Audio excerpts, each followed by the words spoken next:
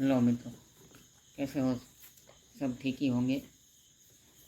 आज बात करने जा रहे हैं 12 ज्योतिर्लिंग के बारे में। भारत धार्मिक मान्यताओं और पवित्र मंदिरों से बसा एक देश है जहाँ लोग ईश्वर की आराधना करते हैं। यहाँ कई सारे प्राचीन और पवित्र मंदिर हैं। इनमें भगवान भोलेनाथ के मंदिरों की महिमा अपार है। कई भक्त हर साल भगवान शिव के इन मंदिरों शिवालयों में हर साल लाखों की संख्या में जाते हैं। इन्हीं पवित्र शिवालयों में भोलेनाथ के 12 सुप्रसिद्ध ज्योतिर्लिंग भी है। इन ज्योतिर्लिंगों का महत्व सबसे अधिक है। धार्मिक मान्यताओं के मुताबिक भोलेनाथ के 12 ज्योतिर्लिंगों में से भगवान शिव ज्योति के रूप में स्वयं विराजमान है। ये सभी ज्योतिर्लिंग भारत के अलग अलग राज्यों में स्थित है। इन ज्योतिर्लिंगों के अगर आप दर्शन करना चाहते हैं तो आपको पता होना चाहिए कि ये 12 ज्योतिर्लिंग का क्या नाम है और ये कहाँ स्थित है। सबसे ज़्यादा ज्योतिर्लिंग मध्य प्रदेश और महाराष्ट्र में है। सभी ज्योतिर्लिंगों के दर्शन के लिए उनके बारे में जान लीजिए और उन ज्योतिर्लिंगों की महिमा और कहाँ स्थित है शिव के ज्योतिर्लिंग। अब हम जानने की कोशिश करेंगे भगवान शिव के 12 ज्योतिर्लिंग के बारे में कि ये 12 ज्योतिर्लिंग कहाँ कहाँ आया है। पहला तो है गुजरात के सोमनाथ में।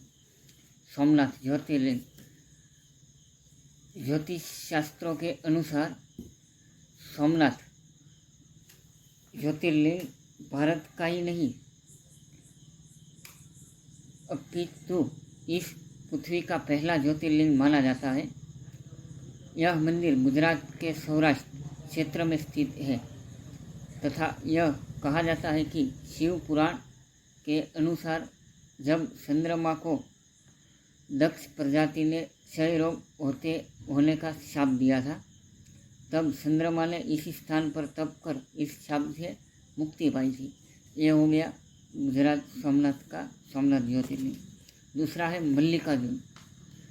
मल्लिकार्जुन ज्योतिर्लिंग मानना है कि यह ज्योतिर्लिंग आंध्र प्रदेश में कृष्णा नदी के तट पर सिचेल नाम के पर्वत पर स्थित है तथा इस मंदिर का महत्व भगवान शिव के कैलाश पर्वत के समान कहा गया है और इनके धार्मिक शास्त्र उससे धार्मिक और पौराणिक महत्व की व्याख्या करते हैं। इसे कहते हैं कि इन ज्योतिर्लिंग के दर्शन करने से ही व्यक्ति को उसके सभी पापों से मुक्ति मिल जाती है। यह पौराणिक कथा के अनुसार जहाँ पर यह ज्योतिर्लिंग है, इस पर्वत पर आकर शिव का पूजन करने से व्यक्ति को अश्वमेध यज्ञ के समान पुण्य फल प्राप्त होता है। तीसरा ज्योतिर्लिंग है महाकालेश्वर ज्योतिर्लिंग। कुछ विद्वानों का मत है कि यह ज्योतिर्लिंग मध्य प्रदेश की धार्मिक राजधानी जाने वाली उज्जैन नगरी में है।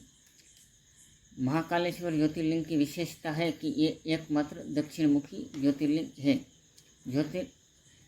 तथा यह प्रतिदिन सुबह की जाने वाली भस्म आरती विश्व भर में प्रसिद्ध है। महाकालेश्वर की पूजा विशेष रूप से आयु वृद्धि और आयु पर आए हुए संकट को टालने के लिए की जाती है तथा उज्जैन वासी मानते हैं कि भगवान महाकालेश्वर ही उनके राजा हैं और वे ही उज्जैन की रक्षा करते हैं। ऐसे में महाकालेश्वर उज्जैन ज्योतिर्लिंग की बात हो गई। अब आते हैं चौथे नंबर पर ओमकारेश्वर ज्योतिर्लिंग। ज्योतिष शास्त्रों का मानना है कि ओमकारेश्वर ज्योतिर्लिंग मध्य प्रदेश के प्रसिद्ध शहर इंदौर के समीप स्थित है। इस स्थान पर यह ज्योतिर्लिंग स्थित है। इस स्थान पर नर्मदा नदी बहती है और पहाड़ी के चारों ओर नदी बहने से ज्योतिर्लिंग का आकार बनता है। ऐसा कहा जाता है कि इस ओम शब्द की उत्पत्ति ब्रह्मा के मुख से हुई थी। इसलिए किसी भी धार्मिक शास्त्र या वेदों का पाठ ओम के साथ ही किया जाता है। तो ऐसे ओमकारेश्वर ज्योतिर्लिंग की बात हो गई। अब आते हैं 5वें नंबर पर, केदारनाथ ज्योतिर्लिंग। ऐसा माना जाता है कि केदारनाथ स्थित ज्योतिर्लिंग भी भगवान शिव के 12 ज्योतिर्लिंगों में से एक है, जो कि उत्तराखंड में स्थित है, तथा बाबा केदारनाथ का मंदिर बद्रीनाथ के मार्ग में स्थित है और केदारनाथ समुद्र तट से 3584 मीटर की ऊंचाई पर है। केदारनाथ का वर्णन स्कंद पुराण एवं शिवम पुराण में किया गया है और ये स्कंद पुराण और शिव पुराण दोनों में केदारनाथ का वर्णन मिल जाता है, जो कि यह तीर्थ भगवान शिव को अत्यंत प्रिय माना जाता है। अब आते हैं 6वें नंबर पर, भीमाशंकर ज्योतिर्लिंग। तो जानते हैं कि भीमाशंकर ज्योतिर्लिंग कहाँ स्थित है और उसका महत्व क्या है। कहा जाता है कि भीमाशंकर ज्योतिर्लिंग महाराष्ट्र के पुणे जिले में सह्याद्री नामक पर्वत पर स्थित है, जिसे भीमाशंकर ज्योतिर्लिंग को मोटेश्वर महादेव के नाम से भी जाना जाता है। एवं इस मंदिर के विषय में यह मान्यता है कि जो भक्त श्रद्धा से इस मंदिर के प्रतिदिन सुबह सूर्य निकलने के बाद दर्शन करता है, उसके ज्ञात जन्मी 7 जन्मों का पाप दूर हो जाता है तथा इसके लिए स्वर्ग के मार्ग खुल जाते हैं। ये हो गया भीमाशंकर ज्योतिर्लिंग। जो भक्त सुबह सूर्य निकलने के बाद भीमाशंकर ज्योतिर्लिंग में श्रद्धा से हर दिन प्रार्थना करता है, तो उसके लिए स्वर्ग के द्वार खुल जाते हैं और उसके किए हुए पाप धुल जाते हैं। अब आते हैं 7वें ज्योतिर्लिंग पर। 7वें ज्योतिर्लिंग है काशी विश्वनाथ ज्योतिर्लिंग। ऐसा माना जाता है कि काशी विश्वनाथ ज्योतिर्लिंग भारत के 12 ज्योतिर्लिंगों में से एक है, जो यह उत्तर प्रदेश के काशी नामक स्थान पर विराजमान है। काशी सभी धर्म स्थानों में से सबसे अधिक महत्व रखती है, इसलिए सभी धर्म स्थलों में काशी का अत्यधिक महत्व कहा गया है। इस स्थान की मान्यता है कि प्रलय आने पर भी यह स्थान बना रहेगा। काशी में कुछ ऐसी मान्यता है, कोई भी प्रलय आ जाता है, सुनामी आ जाती है, भूकंप आ जाता है, तो उसमें काशी में कुछ इसकी प्रभाव पड़ता नहीं। वो मान्यता ऐसी भी है कि यह काशी विश्वनाथ ज्योतिर्लिंग और उसकी श्रद्धा के चलते ऐसा हो रहा है। अब आते हैं 8वें नंबर पर। 8वें नंबर पर है त्र्यंबकेश्वर ज्योतिर्लिंग। ज्योतिर्लिंगों के ज्योतिषियों और ज्योतिर्लिंग जो शास्त्र के अभ्यास करते हैं, उनके मुताबिक यह ज्योतिर्लिंग गोदावरी नदी के करीब महाराष्ट्र राज्य के नासिक जिले में विराजमान है। इस ज्योतिर्लिंग के सबसे अधिक निकट ब्रह्मागिरी नाम का पर्वत है, जो इसी पर्वत से गोदावरी नदी शुरू होती है। भगवान शिव का एक नाम त्र्यंबकेश्वर भी था और त्र्यंबकेश्वर इस ज्योतिर्लिंग के चलते त्र्यंबकेश्वर नाम है। त्र्यंबकेश्वर गोदावरी नदी के स्थित नासिक जिले में महाराष्ट्र स्टेट में आया है। अब आते हैं 8वें नंबर पर। 8वें नंबर पे है वैद्यनाथ ज्योतिर्लिंग। कहा जाता है कि वैद्यनाथ शिवलिंग का समस्त ज्योतिर्लिंगों की गणना में 9वां स्थान है। 9वां स्थान बताया गया है। जो भगवान श्री वैद्यनाथ ज्योतिर्लिंग का मंदिर जिस स्थान पर अवस्थित है और उसे वैद्यनाथ धाम कहा जाता है, तथा यह स्थान झारखंड प्रांत, पूर्व में बिहार प्रांत में के संथाल परगना के दुमका नामक जनपद में आता है, जो कि यह 9 नंबर पे वैद्यनाथ ज्योतिर्लिंग है। अब आते हैं 10वें नंबर पे। 10वें नंबर पे नागेश्वर ज्योतिर्लिंग की बात की जाती है। यह ज्योतिर्लिंग ज्योतिषियों का मानना है कि यह ज्योतिर्लिंग गुजरात के बाहरी क्षेत्र में द्वारका स्थान में स्थित है, जो धर्मशास्त्रों से भगवान शिव नागों के देवता है और नागेश्वर का पूर्ण अर्थ नागों का ईश्वर होता है। एवं भगवान शिव का एक अन्य नाम नागेश्वर भी है,